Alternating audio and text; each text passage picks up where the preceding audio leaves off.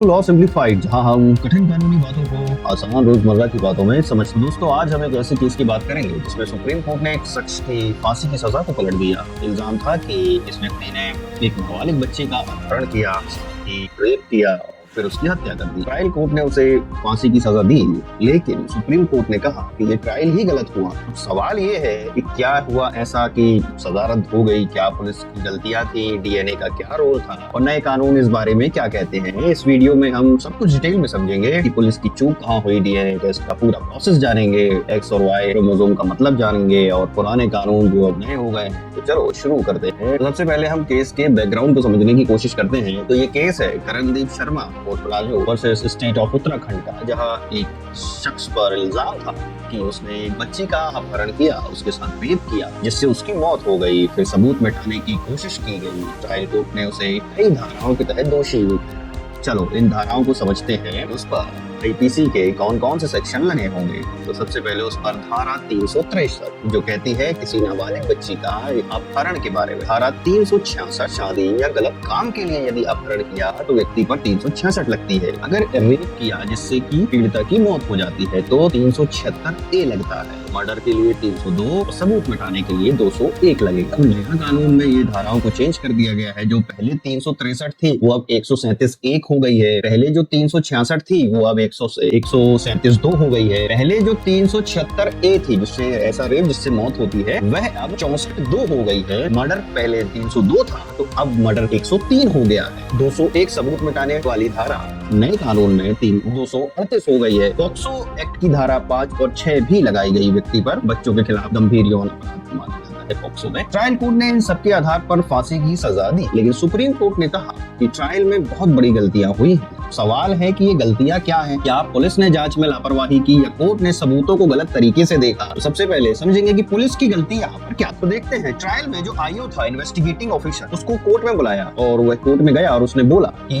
आरोपी ने मुझसे कहा कि उसने यह गुनाह किया। जज ने इसे सबूत के तौर पर मान भी लिया। लेकिन दोस्तों आप बताएं, क्या कोई पुलिस वाला कोर्ट में आकर ऐसा कह सकता है? हम सोचिए, अगर पुलिस को दिया गया कन्फेशन मान लिया जाए क्या दिक्कतें हो सकती हैं? अब कानून क्या कहता है? देख, इंडियन एविडेंस एक्ट 1872 का सेक्शन नंबर 25 पुलिस को दिया गया कन्फेशन कोर्ट में सबूत नहीं बन सकता। ये धारा 25 section 25 of Indian evidence act कहता है। धारा 26 section 26 of Indian evidence act कहता है मजिस्ट्रेट के सामने लिया गया कन्फेशन ही मान्य होगा। और धारा 24 डर धमकी या लालच से लिया कन्फेशन बेकार है, ये धारा 24 कहती है। अब नए कानून में क्या है? धारा 23 सेक्शन 23 पुलिस को दिया कबूलनामा अभी भी मान्य नहीं होगा। सेक्शन 24 कहता है मजिस्ट्रेट के सामने कबूलनामा ही माना जाएगा। धारा 22 डर या दबाव से लिया गया कबूलनामा खारिज हो जाएगा। क्यों है ये नियम? तो पुलिस पर शक रहता है कि वो डर या दबाव से दादूसों के दम पर कन्फेशन ले सकती है। सही तरीका था कि मजिस्ट्रेट के सामने कन्फेशन को रिकॉर्ड करना था, लेकिन यहाँ जज ने पुलिस वाले को पूरा कन्फेशन बोलने दिया और उसे सबूत भी मान लिया। सुप्रीम कोर्ट ने कहा ये गलत है, कानून के खिलाफ है। तो ये थी पुलिस और ट्रायल कोर्ट की पहली बड़ी चूक। अब समझे दूसरी पुलिस की गलती। अब दूसरी गलती थी डीएनए में। इस केस में डीएनए रिपोर्ट थी जो ये साबित करती थी कि क्राइम सीन का सबूत आरोपी से जुड़ा, लेकिन सुप्रीम कोर्ट ने कहा कि इसे सबूत के तौर पर नहीं माना जा सकता। सवाल है, डीएनए तो बहुत पक्का सबूत होता है, फिर इसे क्यों खारिज किया गया? तो देखते हैं। इंडियन एविडेंस एक्ट का सेक्शन 45 समझेंगे। इंडियन एविडेंस एक्ट का सेक्शन 45 क्या कहता है कि कोई वैज्ञानिक सबूत तब तक मान्य नहीं होगा जब तक उसे बनाने वाला एक्सपर्ट कोर्ट में ना आए और तरीका ना बताए। इंडियन एविडेंस एक्ट का ये सेक्शन 45 है जो कि भारतीय साक्ष्य अधिनियम 2023 में हो गया है। धारा 39 वैज्ञानिक सबूतों के लिए एक्सपर्ट की गवाही अभी भी जरूरी है। इस केस में क्या हुआ? डीएनए रिपोर्ट बनाने वाला एक्सपर्ट कोर्ट में ही नहीं रहा। ऊपर से सैंपल सही से सील नहीं किए गए थे। पुलिस ने ये भी साबित नहीं किया कि सैंपल जो थे वो क्राइम सीन से लैब तक सुरक्षित पहुंचे। सैंपल पुलिस के मालखाने में रखे। सोचो, वहाँ छेड़छाड़ की गुंजाइश तो बनती है। कोर्ट ने कहा बिना एक्सपर्ट के और सैंपल की सुरक्षा साबित किए डीएनए रिपोर्ट तो बेकार। तो ये थी दूसरी गलती। पुलिस की गलती नंबर तीसरी क्या थी कि सैंपल की चेन ऑफ कस्टडी। अब अब कई लोगों को ये चेन ऑफ कस्टडी नहीं पता होगी, तो इसको हम बड़ी आसान भाषा में समझते हैं। तो ये क्या होता है, सोचें अगर क्राइम सीन से खून का सैंपल लिया गया तो आपको कैसे यकीन होगा कि लैब में वही खून गया है जो क्राइम सीन से लिया था। तो इसके लिए हर कदम का हिसाब चाहिए, कौन ले गया, कहाँ रखा, कैसे सील किया, कैसे लैब पहुंचा। तो ये पूरा चेन ऑफ कस्टडी कहलाता है। इस केस में क्या हुआ कि मेडिकल ऑफिसर ने नहीं बताया कि सैंपल सील किए गए, पुलिस ने नहीं साबित किया कि सैंपल लैब तक सुरक्षित पहुंचे, सैंपल माल खाने में रखे थे जहां छेड़छाड़ हो सकती थी। कोर्ट ने कहा कि अगर सैंपल की सुरक्षा का हिसाब नहीं तो डीएनए पर भरोसा नहीं। तो पुराने और नए दोनों कानून में यह जरूरी है कि सबूत की जो पवित्रता है वो साबित हो।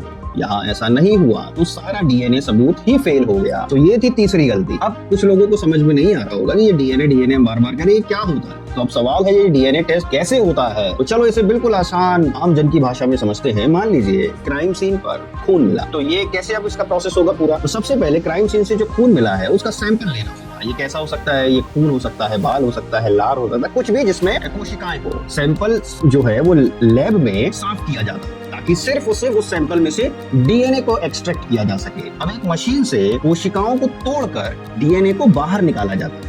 पीसीआर नाम की ये टेक्निक होती है जिससे डीएनए की लाखों कॉपियां बनाई जाती हैं, क्योंकि डीएनए बहुत छोटा होता है। डीएनए के खास हिस्से देखे जाते हैं जो हर इंसान में अलग अलग होते हैं। ये आपका जेनेटिक फिंगरप्रिंट है। क्राइम सीन का डीएनए और आरोपी का डीएनए मिलाया जाता है। अगर पैटर्न मैच करते हैं तो कंफर्म है, लेकिन इस केस में सैंपल सही से हैंडल नहीं किया गया। अगर सैंपल में गड़बड़ी हो तो सारा प्रोसेस ही बेकार है। सोचें अगर सैंपल ही गलत हो तो डीएनए कितना भी सही हो, इसका क्या फायदा। अब समझते हैं एक्स और वाई क्रोमोसोमल डीएनए। तो अब डीएनए की एक खास बात है एक्स और वाई क्रोमोसोम। अब ये क्या होता है, ये काफी टेक्निकल चीजें हैं ये, लेकिन समझने की कोशिश करते हैं। हमारे शरीर में 46 क्रोमोसोम होते हैं। इसमें से 2 जेंडर बताते हैं। एक्स क्रोमोसोम जो होता है वो हर इंसान में होता है। औरतों में 2 एक्स क्रोमोसोम होते हैं और मर्द में 1 एक्स और 1 वाई क्रोमोसोम होता है। एक्स क्रोमोसोम हमेशा मां से मिलता है। वाई क्रोमोसोम ये सिर्फ मर्दों में होता है, जैसे बाप से बेटे को मिलेगा।